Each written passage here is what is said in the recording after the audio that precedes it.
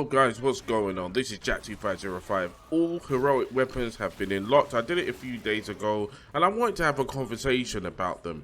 Are they worth the grind? Are they worth you going in there and literally killing yourself with all those stratagem modifiers? Don't forget to like, share and subscribe to the channel and hype the video as well on your mobile app. Please hype that video. I've already done a video in regards to how to get the stratagem accolades in order to unlock these weapons and armor. Obviously in this video we're just going to be talking about the weapons, so please check that video out after you've watched this video. So all weapons have been tested on absolute. I just want to test it on the absolute operations without any modifiers, just to see how it works on a level playing field. So let's talk about the weapons, starting with the combi melter bolt rifle. You can use an alternative melter firing mode accessed through augmented vision scope mode. So the weapon is best used between short to medium range, switching between firing bullets to melter. It offers a nice alternative against majorous enemies and upwards. However, I do think this weapon would have worked better if firing the melter didn't always require aiming down sights. It does feel a bit weird, and the fire rate is so slow as well, just boom boom, which you know, I think at least it should be near the fire rate of a regular melter gun. And also I really wish the ammo count was higher as well. I think it's a little bit too, it's a bit on the small side. This gun is exclusive to the tactical, as I mentioned before, and in my opinion the tactical class has way better options than this gun. Like with the bolt rifles and the machine guns and the grenade launcher as well, way better options. It is a nice little gimmick gun to use, and I hope to see updates on this gun in the future, and I think there will be. It's not great at long distances, but as I said, short to medium. The metal one's nice, but it's something that I'm not really going to return to afterwards. Double-edged relic chainsword. You can perform an additional heavy attack after a quick punch. Also, a front kick is replaced by a quick punch. All heavy attacks deal 50% more damage. So the defense on this weapon is balanced, which is okay. But this weapon was recently updated with a combo now ending in a stomp, which was a lot better than before. So that's light, heavy, heavy. So that's the combo that you're going to be going for with this weapon. The combo, when landed, is devastating, but it is slow as hell, and it can easily be interrupted by practically any enemy. I love the chainsaw, but not this version of it. The swings are slow, and I know that's because it's a balanced weapon. It obviously can't be the speed of a offensive weapon, and I just found it more useful to do the combos attacking enemies that was aggro to someone else, either another teammate or a bot. Again, better options with the chainsword over this one, and I'd rather go back to fencing than this version. And I can't wait for the heroic fencing chainsaw to be released. But in my opinion, the combo is just way too slow and way too interruptible, but does amazing damage when you actually get to land it. Xenophase blade power sword. The power rake waves are wider and deal 20% more damage. So this again is a balanced melee weapon. Slow swings, but crazy damage with the heavy swing attacks.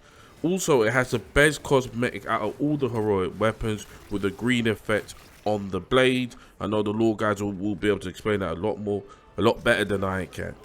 A much better alternative, in my opinion, to the heroic chainsword, and I think more players will have fun with this melee weapon. I tested this more on the bulwark than the assault. That's because I prefer using the power sword with the bulwark with the shield to back it up as well. Very, very, very good against those annoying chaos spawn melee horrible enemies. The big rakes, because it covers so much ground, is good against them, and the flying Tazangor enlightened enemies as well. It makes quick work of them. I like this weapon. It's a pretty good one.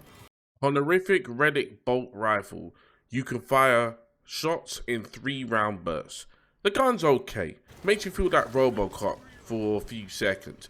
But the damage isn't great against Majoris and above enemies. I think, again, there's better options, in particular with the plasma pistol and the heavy bolt rifle. Clears Minoris enemies, no problem. Maybe good for the sniper who, uses pistol as a last resort or just another alternative, but better options in the pistol department. Again, I think another gimmick type weapon that will only be used a few times by most players, just testing it out and just see what it's like. What I would say is, again, good with the sniper. I wouldn't use it with characters such as the assault or anyone like that. Better using the plasma or the heavy bolt. With this one, a nice alternative weapon to use, but it's not something I'm going to use again in the future. It needs more rounds. I felt like I was running out of rounds pretty quickly, so I would like to see some sort of update with this pistol. I think it does need a little bit of help. It's a one and done for me. Relic Battle Worn Heavy Plasma Incinerator. Now, this one so far is my favorite of the lot. In heavy stance, get an increased rate of fire instead of charged shots. I've never been a heavy plasma guy with a heavy class, and don't get me wrong, I know how good the plasma gun is with a heavy. I've seen a ton of good players using it and absolutely wiping enemies on the hardest difficulties. I've seen that. However, I love the rate of fire on this gun. My biggest problem with the plasma was that the charge rates, I know it hits hard, but I just felt the charge rates are so slow. But the high fire rate with this gun, it does so well against practically all enemies on any difficulties. It does well with the deep ammo reserve battle conditions when you're in those types of missions, or when you have those types of perks on.